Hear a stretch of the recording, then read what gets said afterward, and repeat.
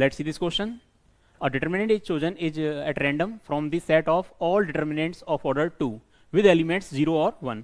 आपको determinant form करने हैं जिसमें elements क्या होंगे, either it will be 0 or 1.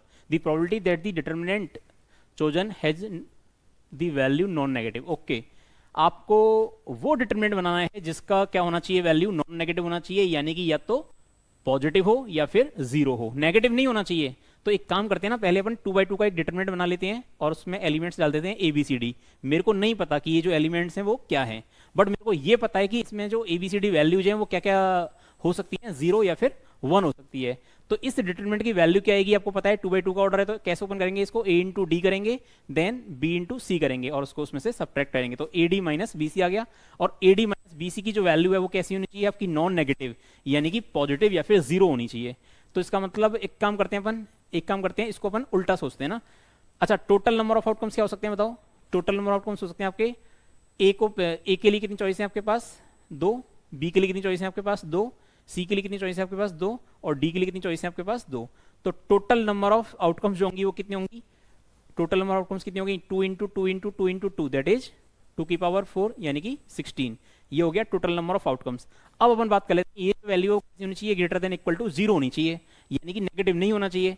तो अपन उल्टा करते हैं क्या कि नेगेटिव वैल्यू कब कब आ रही है वो चेक कर लेते हैं. ठीक है, तो A D minus B C negative कब हो सकता है, देखो आप, या तो इस डिटरमिनेंट की वैल्यू क्या हो जाए, ये 0 0 हो और ये दोनों क्या हो 1 1, तब ये वैल्यू कैसी आएगी, नेगेटिव ना. 0 0 हो गया और ये -1 हो गया, तो वैल्यू कैसी आएगी, नेगेटिव. या फिर एक और पॉसिबिलिटी क्या है कि यहाँ पर 0 आ गया, ये 1 आ गया, ये 1 1 है. इसमें तो आप चेंज कर ही नहीं सकते, क्यों, क्योंकि इसको आपने 0 कर दिया तो ये वैल्यू कभी नेगेटिव नहीं आएगी, फिर क्या आएगी वैल्यू, या तो 0 आएगी या फिर पॉजिटिव आएगी. ठीक है ना.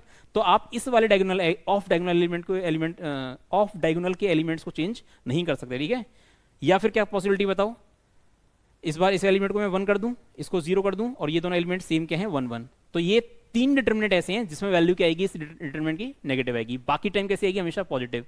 तो ये 3 केस को छोड़ के बाकी सब डिटरमिनेंट में वैल्यू कैसे आने वाली है, नॉन नेगेटिव. तो ये 3 केस ऐसे हैं जिसमें वैल्यू कैसी आ रही है, नेगेटिव. तो अपन कह सकते हैं जो फेवरेबल आउटकम होगी, जो आपका फेवरेबल आउटकम होगा वो कितने होंगे, 16 - 3 दैट इज 13.